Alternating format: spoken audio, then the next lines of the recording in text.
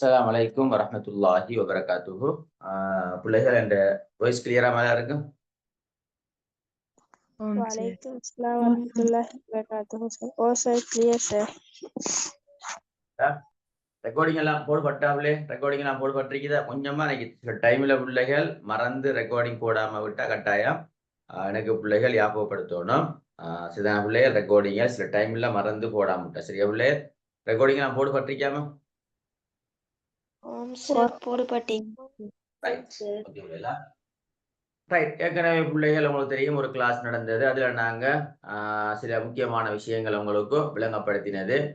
அதுல நாகரிகம் பண்பாடு ரெண்டுக்கும் இடையிலான வேறுபாடு, அதே மாதிரி பிள்ளைகள் இஸ்லாத்துடைய சிறப்பம்சங்கள், அதே மாதிரி பிற நாகரிகங்களின் கலப்பால் இஸ்லாமிய உலகு அடைந்த நன்மை என்ன தீமை என்ன என்ற விஷயங்களை உங்களுக்கு முக்கியமான விஷயங்களை பிள்ளைகள் விளங்கப்படுத்தினது.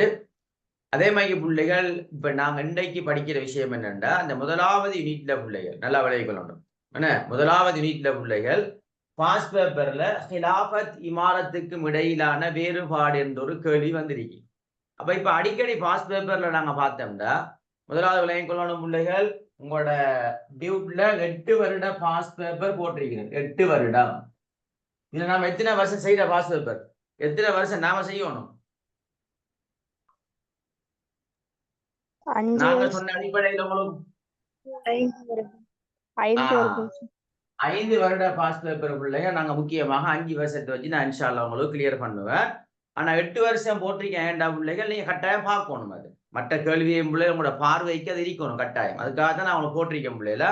மற்ற விஷயங்கள் நீங்க பார்த்து உங்களுக்கு விளங்கும். ஆனா எப்படி படிக்கணும், அதே மாதிரி பாஸ் பேப்பர்ல இருக்கிற அதே விஷயம் சில டைம்ல பிள்ளைகள் அப்படியே வாரு. உதாரணமாக 2015ஆம் ஆண்டு பாஸ் பேப்பர்ல பிள்ளைகள்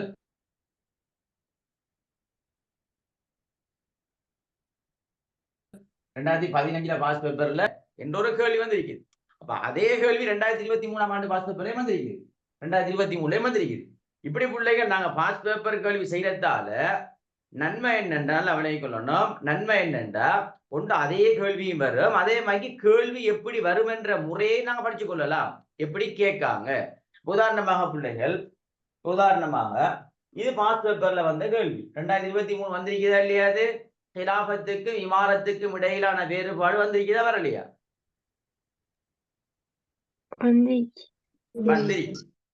இது என்னன்னா இதுல நாங்க விளங்கிக் கொள்ளணும். மனிதன் மீது சுமத்தப்பட்டுள்ள 3 பொறுப்புகள் இருக்கிறது. மனிதன் மீது சுமத்தப்பட்டுள்ள சில டைம்ல 4 மார்க்ஸுக்கும் கேட்கலாம். அது ஏன்னா எங்கள் மீது மனிதன் பற்றிய இஸ்லாமிய கண்ணோட்டம் என்ன நல்லா விளங்கிக் கொள்ளணும் பிள்ளைகள். பாஸ் பேப்பர்ல பிரபஞ்சம் பற்றிய இஸ்லாமிய கண்ணோட்டம் என்ற ஒரு கேள்வி வந்திருக்கு. பிரபஞ்சம் பற்றிய இஸ்லாமிய கண்ணோட்டம் 2022ஆம் ஆண்டு பாஸ் பேப்பர்ல 4வது கேள்வி. அப்ப இது சம்பந்தமான ஒரு விஷயம் வந்தா எப்படி எழுதணும் நல்லா விளைவிக்கணும். இப்ப பிரபஞ்சம் பற்றி இஸ்லாமிய கண்ணோட்டம் எல்லாருக்கும் தெரியும் தான், பொயின்ஸ் எல்லாம் பாடமாக்கி வச்சிருக்கிறோம். ஆனா முக்கியமாக தெரியணும் பிரபஞ்சம் பற்றிய இஸ்லாமிய கண்ணோட்டம் என்ற கேள்வி பாஸ் பேப்பர்ல வந்திருக்குது. அப்ப மனிதன் பற்றிய இஸ்லாமிய கண்ணோட்டம் என்ற கேள்வியையும் கேட்கலாம். மனிதன் பற்றிய இஸ்லாமிய கண்ணோட்டம் என்ற கேள்வியையும் பிள்ளைகள் கேட்கலாம். அப்ப நாங்க தயாராகணும். பாஸ் பேப்பர்ல ஒரு கேள்வி வந்தா அதே ஸ்டைல்ல வேற கேள்வியும் வரலாம். அப்ப அதே ஸ்டைல்ல எங்கட முதலாவது வீட்டுல இருக்கிறது என்னன்னு கேட்டா பிரபஞ்சம் பற்றிய இஸ்லாமிய கண்ணோட்டம் பாஸ் பேப்பர்ல வந்தா பிரபஞ்சம் பற்றியதை நாங்க பார்த்து கொள்ளணும். அதோட சேர்த்து மனிதன் பற்றிய இஸ்லாமிய கண்ணோட்டம் என்ற கேள்வியும் வரும் என்று நாங்க தயாராக இருக்க வேண்டும். இப்ப உதாரணமாக இந்த கேள்வி வந்தா பிரபஞ்சம் பற்றிய இஸ்லாமிய கண்ணோட்டம் என்று கேட்கலாம், இஸ்லாமிய கண்ணோட்டம் என்று கேட்கலாம், கண்ணோட்டம், இஸ்லாத்தின் பார்வை என்று கேட்கலாம், இஸ்லாத்தின் நோக்கு என்று கேட்கலாம், இஸ்லாத்துடைய எண்ணக்கரு என்று கேட்கலாம், எண்ணக்கரு, அல்லது இஸ்லாமிய கோட்பாடு என்று கேட்கலாம். எல்லாம் உண்டுதான் பிள்ளைல, எல்லா சொற்களும் ஒரே விஷயம்தான் நல்லா விளைவிக்கணும். என்ன மனிதன் பற்றிய இஸ்லாமிய கண்ணோட்டம் என்ன, மனிதன் பற்றிய இஸ்லாத்தின் பார்வை என்ன, மனிதன் பற்றிய இஸ்லாத்தின் நோக்கு என்ன, அல்லது பிரபஞ்சம் பற்றிய மனிதன் பற்றிய இஸ்லாத்துடைய எண்ணக்கரு என்ன. சில டைம்ல பிள்ளைகள் பாஸ் பேப்பர்ல இஸ்லாமிய கண்ணோட்டம் போட்டிருக்கு. ஆனா இந்த இஸ்லாமிய கண்ணோட்டம் என்ற சொல்லுக்கு பதிலாக எண்ணக்கரு என்று சொல்ல போட்டால் நாங்க விளங்கி கொள்ளணும் இஸ்லாமிய கண்ணோட்டம் தான். அவடத்த இஸ்லாமிய கண்ணோட்டத்தை தான் கேட்காங்க என்ற விஷயத்தை நாங்க விளங்கணும். இப்படியான ஒரு கேள்வி எது வந்தாலும் பிரச்சனை இல்லை பிள்ளைகளா. என்ன கேள்வி வந்தாலும் இசை பற்றிய இஸ்லாமிய கண்ணோட்டம், இசை பற்றிய இஸ்லாமிய கண்ணோட்டம், அது 4வது 5வது அலகுல இருக்குது. நான் சும்மா சொல்றேன்னா நல்லா விளங்கி கொள்ளணும். இசை பற்றிய இஸ்லாமிய கண்ணோட்டம் என்று கேட்டாலும் நல்லா விளங்கி கொள்ளுங்க. இப்படியான கேள்விகளை குர்ஆன் அல்லது ஹதீஸ் இதை வச்சுத்தான் நீங்க விளக்க வேண்டும். இதை வச்சுத்தான் நீங்க விளக்க வேண்டும் கட்டாயம். சரியா பிள்ளையா? ஏண்டா இஸ்லாத்தின் பார்வை, இஸ்லாத்தின் கண்ணோட்டம், இஸ்லாத்தின் நோக்கு, இஸ்லாத்தின் எண்ணக்கரு, இஸ்லாமிய கோட்பாடு இப்படியான ஒரு கேள்வி வந்தா அங்க நாடுவது என்னென்றால் நல்லா விளங்கிக் கொள்ளணும். அதுல நாடுற விஷயம் குர்ஆன் வசனத்தை அல்லது ஹதீஸை வச்சு ஒரு புள்ள எழுதுதா என்றுதான் பார்க்கிறது. எனவே பிள்ளைகள் இப்படியான ஒரு விஷயம் ஒன்று வந்தா பாஸ் பேப்பர்ல அடிக்கடி வந்திருக்குது. கண்ணோட்டம் என்ற கேள்வி பாஸ் பேப்பர்ல பிள்ளைகள் வந்திருக்குது. அவங்களுக்கு வந்தா நீங்க நல்ல ஆழமாக உள்ளத்துல பதிஞ்சு கொள்ளுங்க. இப்படியான கண்ணோட்டம், இஸ்லாத்தின் பார்வை, இஸ்லாத்தின் நோக்கு, இஸ்லாத்துடைய எண்ணக்கரு, இஸ்லாமிய கோட்பாடு. உதாரணமாக இப்படி ஒரு கேள்வி வந்தா ஞாபகம் வச்சுக்கோங்க. உதாரணம் ஜாஹிலியா காலம் பற்றிய இஸ்லாமிய கண்ணோட்டம் என்ன பிள்ளை எழுதுவீங்க? 4 மார்க்ஸுக்கு வந்தா ஜாஹிலியா காலம் பற்றிய இஸ்லாமிய கண்ணோட்டத்தை குறிப்பிடுங்க. 4 மார்க்ஸுக்கு வந்து வச்சுக்கொள்ளுங்க. இப்ப என்ன செய்யுங்க? எப்படி எழுதுவீங்க?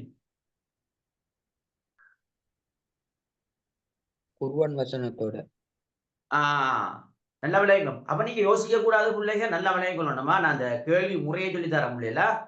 என்ன ரைட், நல்லா விளையக்கொள்ளணும் பிள்ளைகள். ஜாஹிலியா காலம் பற்றி இஸ்லாமிய கண்ணோட்டமோடு இருக்கான்னு யோசிக்கிறல நான். என்ன ஜாஹிலியா என்ன பிரபஞ்சம் பற்றிய இஸ்லாமிய கண்ணோட்டம் ஓகே, கேள்வி ஓகே. மனிதன் பற்றி இஸ்லாமிய கண்ணோட்டம் ஓகே. ஆனா ஜாஹிலியா காலம் பற்றி இஸ்லாமிய கண்ணோட்டம் அப்படி ஒரு கேள்வி வருமான்னு கேட்டா, ஏனண்டா உங்களோட கைடு எடுத்து பாருங்க. ஜாஹிலியா கால 2nd இயர்ல 1வது பகுதி, அதுக்கு முன்னுக்கு பாத்தீங்கன்னா நிறைய குர்ஆன் வசனம் போட்டிருக்கு. அப்ப அதை என்ன சொல்லுதுன்னு அந்த வசனங்கள் எல்லாம் ஜாஹிலியா காலத்தை பத்தி அல்லாஹ் குர்ஆன்ல பேசுறானா இல்லையா? ஜாஹிலியா காலத்தை பத்தி ரசூலுல்லாஹ் சொல்றாங்களா இல்லையா? அல்லாஹ் குர்ஆன்ல அஞ்சான காலம் என்று சொல்வார். அதே மாதிரி பிலால் அலியை பார்த்து அபூதர் கரிப்பியின் மகனே என்று சொன்ன போது ரசூலுல்லாஹ் உங்கள்ட்ட என்ன பண்புரிக்கு சொன்னாங்க? ஜாஹிலியத்தான பண்புரிக்கு சொன்னாங்க. அதே மாதிரி ரசூலுல்லாஹ் 1வது ஹிஜ்ரத் அனுப்புறாங்க.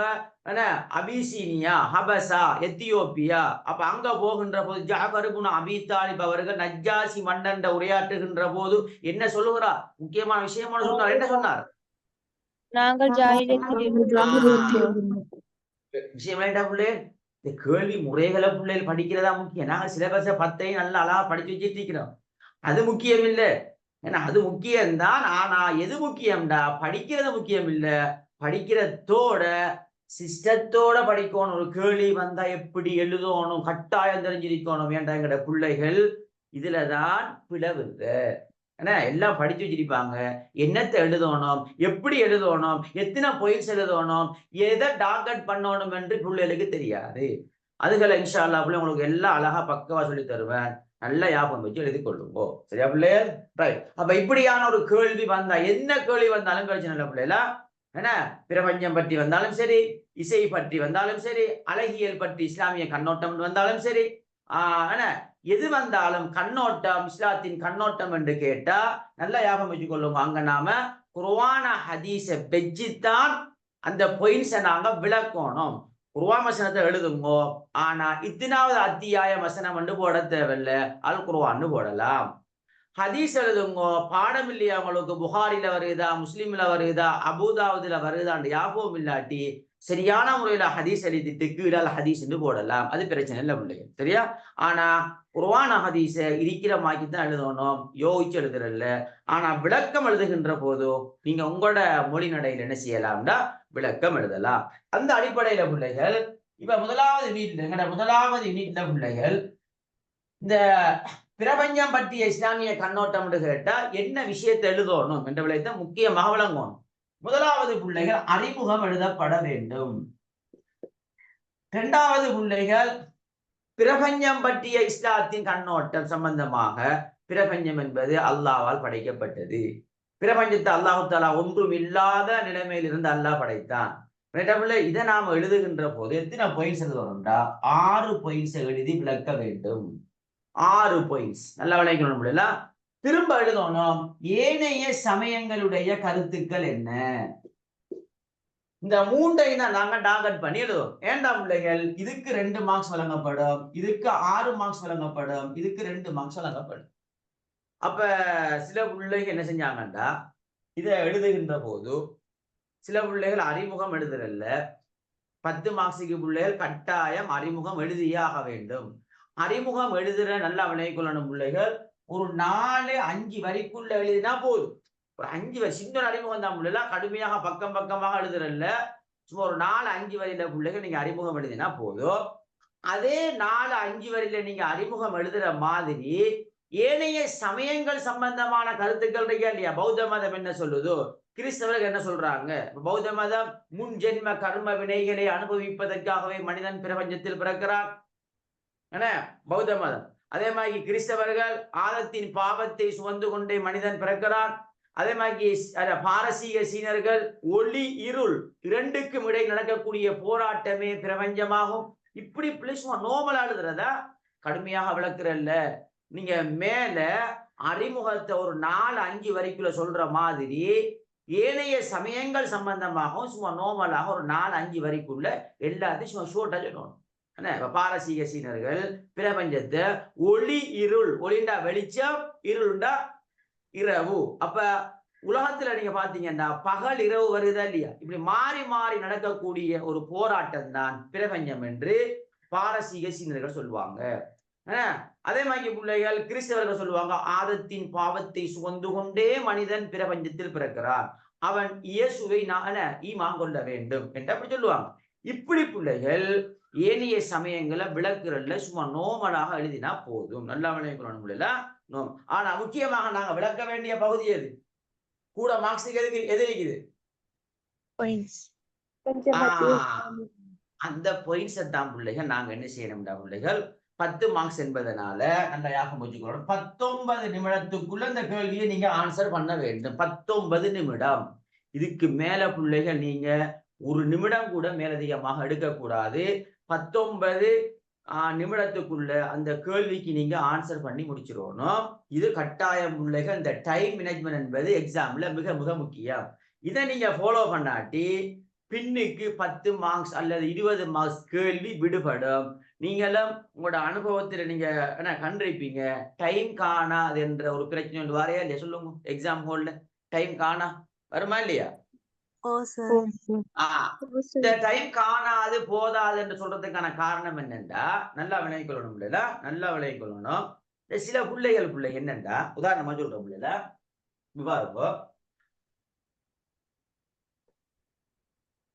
இந்த முதலாவது வீட்டுல ஒரு கேள்வி வந்து, என்ன கேள்விண்டா பிள்ளைகள், எல்லாருக்கும் தெரிஞ்ச கேள்விதான். 2016ஆம் ஆண்டு பாஸ் பேப்பர் இல்லையா? 2016ஆம் ஆண்டு பாஸ் பேப்பர்ல தௌஹீதின் பிரதான 2 பிரிவுகளையும் அவற்றில் உள்ளடங்குகின்ற உள்ளடங்கும் 3 முக்கிய அம்சங்கள் வந்திருக்கா இல்லையா? சொல்லுங்க. இப்ப கேள்வி 2016ஆம் ஆண்டு பாஸ் பேப்பர்ல வந்திருக்கிறா இல்லையா? எத்தனை மார்க்ஸுக்கு வந்திருக்கிறது சொல்லுங்க. எத்தனை மார்க்ஸ்? தௌஹீதின் பிரதான 2 பிரிவுகளையும் அவற்றில் உள்ளடங்குகின்ற 3 முக்கிய அம்சங்களையும் விளக்குக. எத்தனை மார்க்ஸுக்கு வந்திருக்கீங்க? 4 மார்க்ஸுக்கு. இப்ப பிள்ளை நான் சொல்றேன் உங்கள்கிட்ட, நல்லா விளைக்கணும் பிள்ளைல. இதெல்லாம் பிள்ளைகள் சும்மா அழகா சொல்லித்தார சொல்ற மாதிரி எக்ஸாம் நடக்கணும் பிள்ளைல. அதான் முக்கியம். இன்னும் 100 நாட்கள் கிட்டத்தட்ட பிள்ளைங்க இன்னும் எக்ஸாமுக்கு 100 நாட்கள் தான் இருக்குது. அழகா தாராளமா போதும் படிக்கிறது, எந்த பிரச்சனையும் இல்லை. சரியா பிள்ளைய சொல்லித்தார மாதிரி ஃபாலோ பண்ணுங்க, அதான் முக்கியம். இதெல்லாம் எங்கட பிள்ளைகளுக்கு சிஸ்டமே தெரியா, சும்மா கண்டமாக்கி எழுதுரு, சும்மா அநியாயம். 4 கேள்விக்கு தான் எழுதுவாங்க, ஒரு கேள்வி சும்மா பாயிண்ட்ஸை மட்டும் எழுதுரு. 10 மார்க்ஸுக்கு பிள்ளை பாயிண்ட்ஸ் மட்டும் எழுதி சரி வருமா? என்ன 4 மார்க்ஸுக்கே ஒரு சொல்லுல எழுத இயலாது. 10 மார்க்ஸுக்கு ஒரு சொல்லுல எழுதி சரி வருமா? என்ன டைம் இல்லாட்டி என்ன செய்யற புள்ள அப்படித்தான் எழுது. இதுக்கான முக்கியமான காரணம் என்னண்டா, இப்ப பாஸ் பேப்பர்ல ஒரு சிஸ்டம் ஒன்றைக்கு என்னடா பிள்ளைங்க நல்லா விளைவிக்கொள்ளணும். 10 மார்க்ஸ் கேள்வியை 4 மார்க்ஸ் கேட்கிறேன். உதாரணமா 2024 ஆண்டு பாஸ் பேப்பர் எடுத்து பாருங்க. வலீது இப்னு அப்துல் மலிக்குடைய ராஜ்ய விஸ்தீரணம் என்ற ஒரு கேள்வி பாஸ் பேப்பர்ல பிள்ளைகள் 4 மார்க்ஸ் கேட்டிருக்கு. பின்னுக்கு வர கேள்வி என்ன சொல்லித்தாருன்னா, நான் பின்னுக்கு இருக்கிறத விளங்கப்படுத்தல, முதலாவது வீட்டுக்குள்ள நிக்கிறேன், ஆனா அவங்களுக்கு தொடர்புபடுத்தி காட்டுறேன் நீங்க எப்படி படிக்கணும் என்று நல்லா விளைவிக்கணும். உதாரணமாக பிள்ளைகள் உமையாக்களுடைய சரியா பிள்ளைகள் உமையாக்களுடைய முக்கியமான ஒரு ஹலீஃபா தான் ராஜ்ய விஸ்தீரணம் என்று கேட்டாலே அது அப்துல் மலிக் பின் மர்வானுடைய மகன் வலீது இப்னு அப்துல் மலிக். ஆனா இதுல உள்ள 5 பாயிண்ட்ஸ் இருக்குது. என்ன சின்ன ஆசியா, மத்திய ஆசியா, ஸ்பெயின், இப்படி பிள்ளைங்க இந்தியா, இப்படி 5 பாயிண்ட்ஸ் இருக்குது. ஆனா இது உண்மையாகவே பிள்ளைகள் 10 மார்க்ஸ் கேட்கக்கூடிய ஒரு கேள்விதான். அழகா கேட்கலாம். இருந்தாலும் 2024 போன வருட பாஸ் பேப்பர் எடுத்து பாருங்க. வலீது இப்னு அப்துல் மலிக்குடைய ராஜ்ய விஸ்தீரணம் எத்தனை மார்க்ஸுக்கு வந்துருக்கு? 4 மார்க்ஸ். 4 மார்க்ஸுக்கு வந்துருக்கு. இப்ப இதுல இருந்து நாங்க படிக்கிற விஷயம் என்னன்னா, இது இப்படிதான் பாஸ் பேப்பர் படிக்கிறதா? அந்த பாஸ் பேப்பர்ல இருக்கிறது அப்படியே நாம செஞ்சு பார்க்கிறது முக்கியம் இல்ல. அதுல இருக்கிறது அப்படியே பாடமாக்கணும் அது இல்ல பிள்ளைல. பாஸ் பேப்பரை வச்சு நாங்க சில விஷயங்களை படிக்கணும். சில பாடம் எங்களுக்கு அது படிச்சு தரும். நீங்க 2025 ஆண்டு ஏன்னா எக்ஸாமுக்கு நீங்க எப்படி தயாராகணும் அதைத்தான் நாங்க பாஸ் பேப்பர்ல படிக்கிறது. எப்படி ரெடி ஆகணும். அப்ப அதான் எங்களுக்கு முக்கியம். எப்படி நாங்க 2025 எக்ஸாம் பேப்பரை பேஸ் பண்ணணும், நான் எப்படி பேஸ் பண்ணணும், அது எப்படி வரும், எந்த ஸ்டைல்ல வரும் என்றா எங்களுக்கு பாஸ் பேப்பரே சொல்லி தருகிறது. பிள்ளைகளே நீங்க எப்படி படிக்கணும்டா 10 மார்க்ஸுக்குண்டே படைக்கப்பட்ட கேள்விகள் இருக்கும். அந்த கேள்வியை நாங்க 4 மார்க்ஸுக்கும் கேட்போம். நீங்க என்ன செய்வீங்கடா அதை 10 மார்க்ஸுக்குண்டே நல்லா விளக்கமாக படிச்சுட்டு வருவீங்க. ஆனா அதை நாங்க 4 மார்க்ஸுக்கு கேட்டா நீங்க என்ன செய்யறா நீங்க படிச்ச விளக்கத்தை அங்க எழுத போனா பிள்ளைகள் 4 மார்க்ஸுக்கு ஒரு கேள்வி வந்தா 7 நிமிடம் ஒதுக்க வேண்டும். 7 நிமிடம். இப்ப பிள்ளை நாங்க ஒரு கேள்வியை 10 மார்க்ஸுக்கு படிச்ச கேள்விய என்ன 10 மார்க்ஸுக்கு படிச்சிருப்போம் விளக்கமா. அந்த விளக்கத்தை பிள்ளை இங்க ஃபாலோ பண்ணலாமா? இல்ல சார். அப்படி பண்றதால பிள்ளைங்க என்ன நடக்குதுன்னா உங்களுக்கு பின்னுக்கு ஒரு 2 கேள்வி 10 மார்க்ஸ் கேள்வி விடுபடுது. பின்னுக்கு விடுபடுது என்ன காரணம்னு கேட்டா நீங்க கூட விளக்கம் எழுத போற 4 மார்க்ஸுக்கு கூட விளக்கம் எழுத போற இந்த 10 மார்க்ஸ் லெவலுக்கு கொண்டு போனா பின்னுக்கு என்ன செய்யும் கேள்வி விடுபடும். அதே ஒரு ஸ்டைலான கேள்விதான் எங்கட முதலாவது யூனிட்ல ஒரு கேள்வி வந்திருக்கு 2016 ஆண்டு பாஸ் பேப்பர்ல. தௌஹீதுடைய பிரதான 2 பிரிவுகளையும் அவற்றில் உள்ளடங்குகின்ற 3 முக்கிய அம்சம் என்ன? இப்ப இப்பஉள்ளே நாங்க எங்கட நோட்ஸை பாத்தீங்கன்னா நீங்க உங்களுக்கு கொப்பியில் எழுதிருப்பீங்க ஸ்கூல்ல. தௌஹீத் ருபூபியா பெரிய ஒரு பக்கம், உலூஹியா பெரிய ஒரு பக்கம், அஸ்மா வசிஃபாத் பெரிய ஒரு பக்கம். எழுதிருக்குமா இல்லையா? சொல்லுங்க, எழுதிருக்கமா இல்லையா? இப்ப இங்க பிள்ளைகள் பாஸ் பேப்பர்ல கேள்வி இது கேட்டிருக்கிற கேள்வி என்னென்றா நல்ல தௌஹீதுடைய பிரதான 2 பிரிவு என்ன? இந்த 2க்குள்ள உள்ளடங்குகின்ற 3 முக்கிய அம்சங்கள் என்ன தான் கேள்வி. ஆனா எத்தனை மார்க்ஸிக்குண்டா 4 மார்க்ஸிக் கேட்டிருக்கிறான். நாங்க படிச்சிருப்போம் ருபூபியாண்டா பிச்சு ஒரு விளக்கம் ஒன்று படிச்சிருப்போம். உலூஹியான பெரிய விளக்கம். இது எல்லாத்தையும் நீங்க எழுத போனீங்கண்டா எல்லா விளக்கத்தையும் எழுத போனீங்கண்டா டைம் போகும். எனவே இந்த கேள்விக்கு நாங்க 7 நிமிடத்துக்குள்ள எழுதி முடிக்கணும்.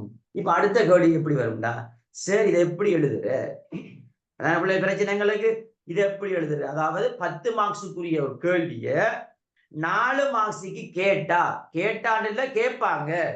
இப்ப இலங்கையில் இஸ்லாம் அறிமுகம் என்ற கேள்வி ஒவ்வொரு வருடங்களும் 10 மார்க்ஸுக்கு தான் வரும். ஆனா இது சில டைம் இல்ல இலங்கையில் இஸ்லாம் அறிமுகத்தை 4 மார்க்ஸுக்கு கேட்கலாம். இதுக்கு பிள்ளைகள் முக்கியமாக நாங்க எப்படி தயாராகணும்டா பொதுவாக பிள்ளைகள் 4 மார்க்ஸுக்கு நீங்க எழுத போறீங்கடா பொதுவாக 4 பாயிண்ட்ஸை வச்சுதான் எழுதும். சரியா பிள்ளை? இங்க அப்படி வராது, 4 பாயிண்ட்ஸ் வராது. இங்க விஷயத்தை எழுதணும். ஏண்டா விஷயம் கேட்டிருக்காங்களா இல்லையா? தௌஹீதுல 2 பிரிவு 2யும் எழுதணும். 3 முக்கிய அம்சம் கேட்டதால இங்க 3 விஷயத்தை சொல்லணும், 2யும் சொல்லணும். இங்க அந்த விஷயம் அல்ல.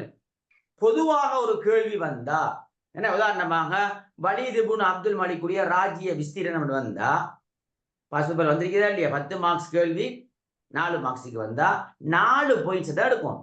அதுக்காக வேண்டி நான் 5 பாயிண்ட்ஸ் பாடமாக்கியிருக்கிறேன், 5ஐயும் எழுதப்போறேன் கடுமையாக விளக்கம் எழுத போறதா? இல்ல. இல்ல. அதே மாதிரி அந்த கேள்விக்கு நீங்க அறிமுகமும் எழுத தேவையில்லை. அப்ப டைம் எல்லாம் மிச்சமா இல்லையா எங்களுக்கு? 4 மார்க்ஸுக்கு வந்து அறிமுகம் எழுதுறல்ல, அந்த கேள்வியை நீங்க அறிமுகமாக எழுதலாம். கேட்ட கேள்வியை ஒரு அறிமுகமாக எழுதிட்டு கீழே பாயிண்ட்ஸை போட்டு ஒவ்வொரு பாயிண்ட்ஸையும் மேக்சிமம் ஒரு 3-4 வரிக்குள்ளதான் விளக்கணும். ஷோர்ட்டா ஒரு சொல்லுல எழுதக்கூடாது, மிச்சமான மறிக்கணும். ஒரு சொல்லுல எழுதினீங்கன்னா மார்க்ஸ் குறையும். ஒரு சொல்லுல எழுதக்கூடாது. ஏன்னா ஒரு சொல்லுல எழுதுற ஒரு கேள்விக்கு வந்தா அப்படி எழுதுறல 4 மார்க். ஆனா கேள்வி அப்படித்தான் கேட்பாங்க. எப்படி? ஒரு சொல்லுல எழுதுற மாதிரி தான் கேள்வி வரும். எப்படி? குறிப்பிடுக, தருக, எடுத்துக்காட்டுக, யாவை, என்றால் என்ன, அப்படிதான் கேட்பாங்க. பார்த்தாங்களுக்கு எப்படி விளங்கும்டா? குறிப்பிடுக, சும்மா குறிப்பிட சொல்றாங்க தானே என்று ஒரு சொல்லுல எழுதுறல்ல. அத பிள்ளைங்க நாங்க எங்கட மொழி நடையில ஒரு 3 வரி, ஒரு 3.5 வரியில சும்மா ஷோர்ட்டா விளக்குற அவ்வளவுதான். அப்ப ஒரு பாயிண்ட்ஸ் ஒரு 3.5 வரியில விளக்கி 4 பாயிண்ட்ஸை 7 நிமிடத்துக்குள்ள எழுத இயலுமா இல்லாத? சொல்லுங்க. ஏலும் அழகா ஏலும் பிள்ளைகளா. ஒரு பாயிண்ட்ஸ் ஒரு 3 அல்லது 4 வரியில விளக்கி ஒரு 4 பாயிண்ட்ஸ் பிள்ளைகள் எங்களுக்கு அப்படி 7 நிமிஷத்துக்குள்ள விளக்கிறது அழகா விளக்கலாம். ஆனா கூடுதலாக விளக்க போனா டைம் போகும். 7 நிமிஷத்தை தாண்டி போனா சும்மா நார்மலாகவே நீங்க யோசிச்சு பாருங்க. சாதாரணமாக நீங்க 7 நிமிடத்தை விட 1 நிமிடம் நீங்க கூடுதலாக எடுத்தால் நல்லா விளைவிக்கணும் பிள்ளைல. இந்த பாடம் மிக முக்கியமான ஒரு பாடம் பிள்ளைல. ஏன்னா இந்த பாஸ் பேப்பரை வச்சே உங்களுக்கு சில முக்கியமான பாடத்தை சொல்லித்தார். இந்த பாஸ் பேப்பரை வச்சே உங்களுக்கு ஒரு பாடம் படிச்சுத்தார். ஏன்னா நீங்க எப்படி படிக்கணும் என்ற விஷயத்தை விளங்கணுமா இல்லையா? சும்மா கண்ட மாதிரி நாங்க எக்ஸாம் எழுதுறோம்ல, தெரியாமலே. அப்ப அதுக்கு ஒரு சிஸ்டம் ஒன்று இருக்குது. அந்த சிஸ்டத்தை கட்டாயம் முதலாவது நீங்க ஃபாலோ பண்ணணும். அதுக்கு பிறகு நான் ஒன்றை இன்ஷால்லா உங்களுக்கு கிளியர் பண்ணி தருவேன். சரியா பிள்ளை? ரைட். இப்ப பிள்ளைகள் 7 நிமிடத்தை விட 1 நிமிடத்தை நீங்க மேலதிகமாக எடுத்துட்டீங்க வச்சுக்கொள்ளுங்க. எடுத்தா இப்ப பிள்ளைகள் பார்ட் 1 நீங்க எக்ஸாம் பேப்பரை பாத்தீங்கன்னா பார்ட் 1 எஸ்ஏ கேள்விக்குள்ள எஸ்ஏயா பார்ட் 1 1 2 3 அப்படி. பார்ட் 2 பாத்தீங்கன்னா 4 5 6 7 8 சரியா பிள்ளைகள்? பார்ட் 1 எஸ்ஏ இல்லையா 1 2 3 திரும்ப 4 5 6 7 8 இப்படிதான் அடி. இதுல நாங்க 2 கேள்வி செய்ய வேண்டும். இதுல நாங்க 3 கேள்வி செய்ய வேண்டும். அப்ப டோட்டலாக எத்தனை கேள்வி பிள்ளை செய்யணும்? எத்தனை கேள்வி செய்யணும்? 5. ரைட். அது எங்களுக்கு தெரியும் தானே. இப்ப இதுல பிள்ளைங்க நீங்க எந்த கேள்வியாவது நீங்க செலக்ட் பண்ணலாம். பெஸ்டிக் அது பிரச்சனை இல்லை. நீங்க 10 மார்க்ஸுக்குரிய கேள்வியை 7வது கேள்வியை நீங்க முதலாவதாக எழுதலாம். அது பிரச்சனை இல்லை. ஆனா மேல இலக்க இந்த புக்ஸுக்குள்ள 7வது என்று போடணும். போட்டுட்டு இப்ப முதலாவது 7ல முதலாவது செய்ய போறீங்களா 2வது செய்ய போறீங்களா? 2வது செய்ய போறீங்கன்னா கீழே இந்த பேப்பர்ல பிள்ளைங்க எப்படி இருக்கோ அதுல பிள்ளை மேல என்ன வினா இலக்கம் கேட்டிருக்கும். அதுல நீங்க போடணும். உதாரணமா 7வது. இங்க நாம என்ன செய்யணும்? 2வது கேள்வி செய்ய போறீங்கடா இங்க நல்லா பெருசா போடுங்க பிள்ளைல. சில பிள்ளைகள் சின்ன எழுதுது அப்படி எழுத வேணாம், கொஞ்சம் பெருசா போடுங்க. என்ன 7வது 2வது இப்படி போடுங்க. போட்டு இப்ப கீழே விடை எழுதிக்கலாம். அப்ப விளங்கும் என்னண்டா புள்ள 7வது கேள்வியில 2வது செஞ்சிருக்குது. அப்ப 7வது 2வது. இப்ப 7வதுல முதலாவது செய்ய போறீங்கடா 7வதுல 1 அழகா பெருசா போடுங்க. அந்த பேப்பர்ல இருக்கிற மாதிரி அந்த இலக்கத்தை போடுங்க பிள்ளை. போட்டு என்ன செய்யுங்கன்னா கேள்வியை நீங்க அழகா எழுதலாம். ஒரு பிரச்சனையும் இல்லை. சரியா பிள்ளை? அதுக்காக வேண்டி ஆரம்பத்துல இருந்த ஓடராக செஞ்சுட்டு வரணும் வேண்டி இல்லை. உங்களுக்கு எந்த கேள்வியை நீங்க முதலாவதாக நீங்க செலக்ட் பண்ண போறீங்களோ அந்த கேள்விக்குரிய விளக்கத்தை அந்த பாக்ஸ்ல போட்டுட்டு கீழே எத்தனாவது கேள்வி செய்ய போறீங்க அந்த எத்தனாவது கேள்வியை கொஞ்சம் பெருசா போடுங்க. பிள்ளைல சின்னண்டா போடாம கொஞ்சம் பெருசா. அதுக்காக கடும் பெருசாவும் இல்லை, நோமலா பிள்ளைகள் விளங்குற மாதிரி போடணும். போட்டு நீங்க அழகா எழுதிட்டு போங்க. சரியா பிள்ளை? இப்ப என்ன விளக்கம்னா இந்த கேள்வி இருக்காது அந்த 3 கேள்வியை பார்த்தீங்கன்னா ஒவ்வொரு கேள்வியும் 5ஆக பிரியுமா இல்லையா?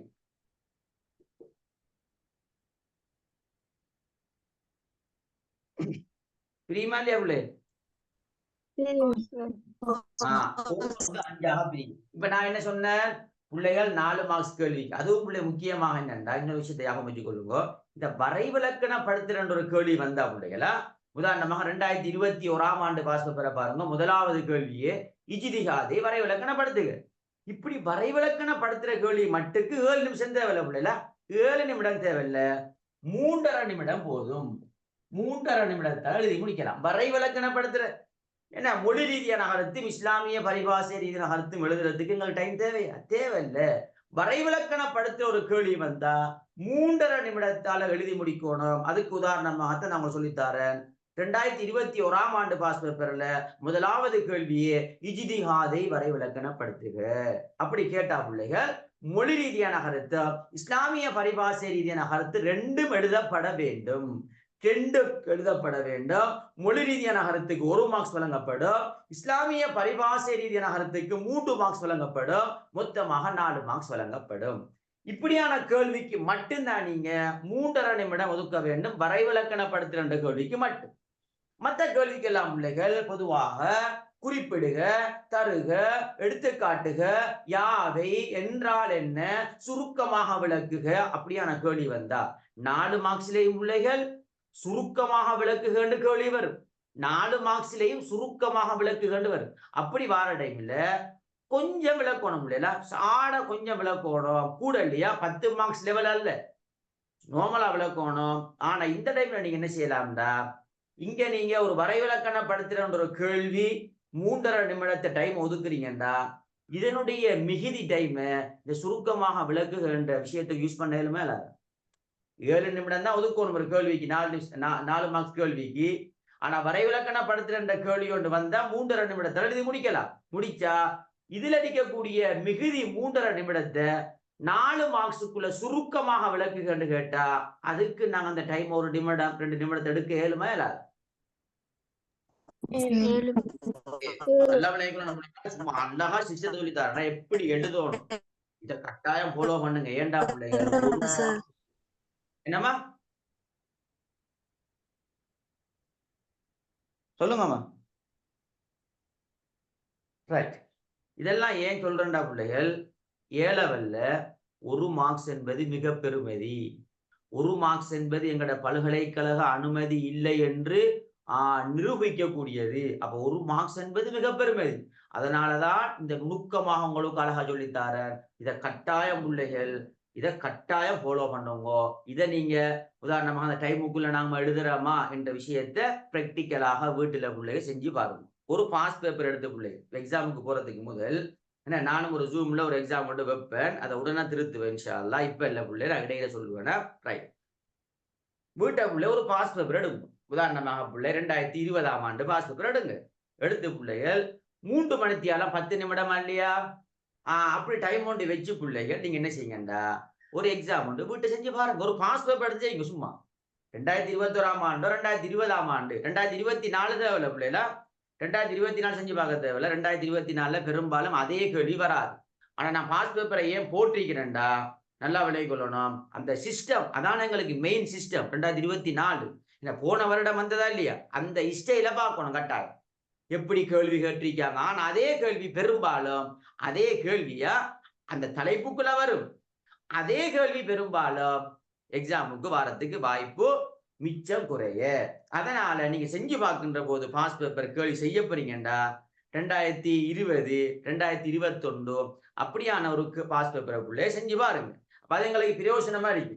அப்ப உதாரணமா 2020 செய்ய போறீங்கடா 3 மணித்தியாலம் 10 நிமிடத்தை வச்சு ஒரு பேப்பரை செஞ்சு பாருங்க. அந்த டைமுக்குள்ள நாம செய்யறோமா, இந்த டைமுக்குள்ள நாம செய்யறோமா என்று செஞ்சு பாருங்க. இன்னொரு விஷயத்த பிள்ளைகள், சில பிள்ளைகள் இந்த கேள்விகளை செலக்ட் பண்ணுகின்ற போது டைம் கூட எடுக்குது.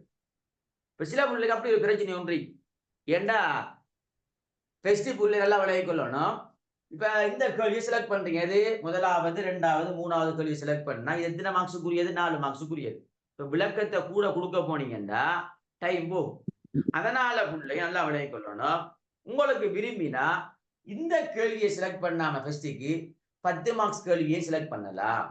10 மார்க்ஸ் கேள்வி டைம் கூடயா இல்லையா, அப்ப அதை எழுதி முடிச்சிடலாம். முடிச்சிட்டு கடைசி டைம் இல்ல, சில டைம் இல்ல, உதாரணமாக உங்களுக்கு என்ன கொஞ்சம் டைம் தான் இருக்குது. இப்ப உதாரணமாக இந்த கேள்வி மட்டும் இன்னைக்கு செய்ய மூணாவது கேள்வி மட்டும்தான் இருக்கு கடைசி டைம்ல 4 மார்க்ஸுக்குரிய கேள்வி தான் இருக்குது. இந்த டைம்ல பிள்ளைகள் உதாரணமாக நான் சொன்னேன் என்ன 3 வரியில விளக்கணும் பிள்ளைன்னு சொன்னேன். ஆனா கொஞ்சம் டைம் குறைஞ்சிட்டு கொஞ்சம் டைம் தான் இருக்குது.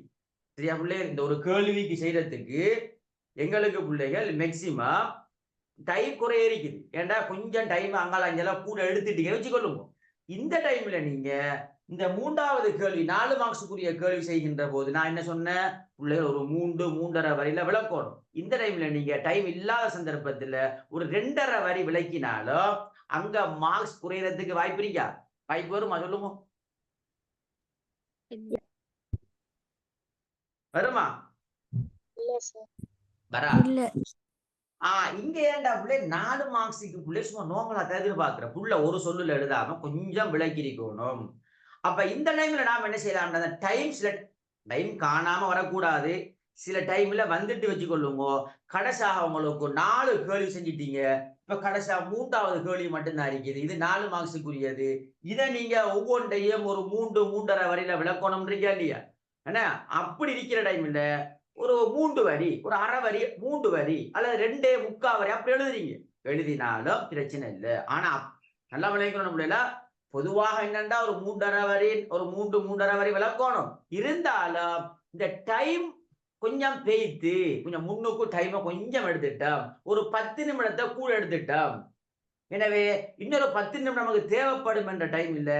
இங்க நீங்க கொஞ்சம் விளக்கத்தை ஒரு 3.5 வரி 4 வரியில விளக்குற நீங்க ஒரு 3 வரியில விளக்கினாலும் ஒரு இஷ்யூ ஒன்று அல்ல கடைசி டைம்ல உள்ள. ஆனா 10 மார்க்ஸ் கேள்விய எழுதுற டைம்ல நீங்க பிள்ளைய சும்மா ஒரு 3 வரியில 10 மார்க்ஸுக்கு ஒரு பாயிண்ட்ஸை விளக்கினா செட் ஆகுமா? கடைசி டைம்ல டைம் இல்லாத டைம்ல எழுதுறீங்க வச்சுக்கொள்ளுங்க. இது செட் ஆகுமா? 10 மார்க்ஸ் முழுமையா வருமா? இல்ல சார். வராது. மார்க்ஸ் நல்லா குறையும். சில டைம்ல இங்க குறைஞ்சாலும் 1 மார்க்ஸ் தான் குறைய போகுது. சும்மா ஒரு வேலை அப்படி குறையறல பிள்ளைகள். ஆனா 10 மார்க்ஸுக்கு இந்த வேலை பாத்தீங்கன்னா 10 மார்க்ஸுக்கு மேக்சிமம் ஒரு 5 பாயிண்ட்ஸ், சில இடங்கள்ல 6 பாயிண்ட்ஸ், சில இடங்கள்ல 8 பாயிண்ட்ஸ் எழுதணும். நான் சொல்லி தருவேன்னா இப்ப ஒரு 6 பாயிண்ட்ஸ் எழுதுறதுக்கு 6 பாயிண்ட்ஸ் ஒரு பக்கத்துக்குள்ள எழுதுறீங்க. ஒரு பாயிண்ட்ஸ் ஒரு 3 வரியில விளக்குறீங்க. இந்த விளக்கம் போதுமா? 10 மார்க்ஸ் சொல்லுங்க. விளக்கம் போதுமா? போதாது. இப்ப மார்க்ஸ் எத்தனை வரும்டா? மேக்சிமம் 5 புள்ளி வரும். 10க்கு 5 புள்ளி. அப்ப 5 புள்ளி சும்மா அநியாயமா இல்லையா புள்ளே? அதனாலதான் நீங்க புள்ள உங்களோட விருப்பம் பிள்ளைல சில பிள்ளைகளுமா இதை செலக்ட் பண்ணுவீங்க, செலக்ட் பண்ணி எழுதி இதையும் நல்லா எழுதுவீங்க. அது உங்களோட விருப்பம். ஆனா சும்மா இந்த கருத்தை சொல்றேன் பிள்ளைல. இந்த கருத்தை நான் என்ன சொல்றேன்டா, உங்களுக்கு சில டைம்ல ஏன் சொல்றேன்டா, இந்த கேள்வியை 1வது, 2வது, 3வது கேள்வியை புள்ள எழுதுகின்ற போது இப்ப நாங்க நிறைய பேப்பர் திருத்துறதால இந்த அனுபவத்துல பேசுறோம் பிள்ளைல. இந்த கேள்வியை புள்ள எழுதுகின்ற போது கொஞ்சம் கூட விளக்கத்தை கொடுக்க போகல இங்க டைப் வைத்திரும். இங்க 10 மார்க்ஸுக்கு எழுதுகின்ற போது கடைசி டைம்ல பிள்ளைங்க என்ன நடக்கும்டா, 10 மார்க்ஸுக்கு எத்தனை நிமிடம் ஒதுக்கணும்? 19 நிமிடம். இப்ப பிள்ளைக்கு டைம் இருக்குது 10 நிமிடம் தான். இப்ப புள்ள என்ன செய்யும்டா, 10 மார்க்ஸ் கேள்வியை இங்க சும்மா ஒரு பக்கம் எழுதினா 5 மார்க்ஸ் வைத்திரு. ஆனா இதே விஷயத்தை நீங்க 10 நிமிடம் இருக்கிற டைம்ல இந்த கேள்விக்கு நீங்க ஆன்சர் பண்ணுகின்ற போது இப்ப 4 பாயிண்ட்ஸ் தான் எழுதணும். இப்ப ஒரு 2.5 வரி அப்படி விளக்கிட்டு போறீங்க. போனா இதுல பெரிய தாக்கம்னு செலுத்துமா? மார்க்ஸ்ல பெரிய தாக்கம்னு செலுத்துமா? இல்ல. ஏட்டா இங்க நாம எழுதுறதே கடும் விளக்கம் இல்ல, சும்மா நார்மலா எழுதுற. அப்ப 10 நிமிடம் இருந்தாலும் கொஞ்சம் அவசரமாக என்ன செய்யலாம்? கொஞ்சம் அவசரமாக ஒரு 2.5 வரி, ஒரு 2.5 வரி அப்படி எழுதிட்டு போகலாம். ஆனா இங்க அப்படி போகிறாது. இங்க ஒரு பாயிண்ட்ஸ் அழகா அறிமுகத்தோட விளக்கணும். இப்ப 10 நிமிடம் இருந்தா கடைசி டைம் இல்ல அறிமுகத்தோட ஃபுல்லா விளக்கலாமா? ஏழுமா?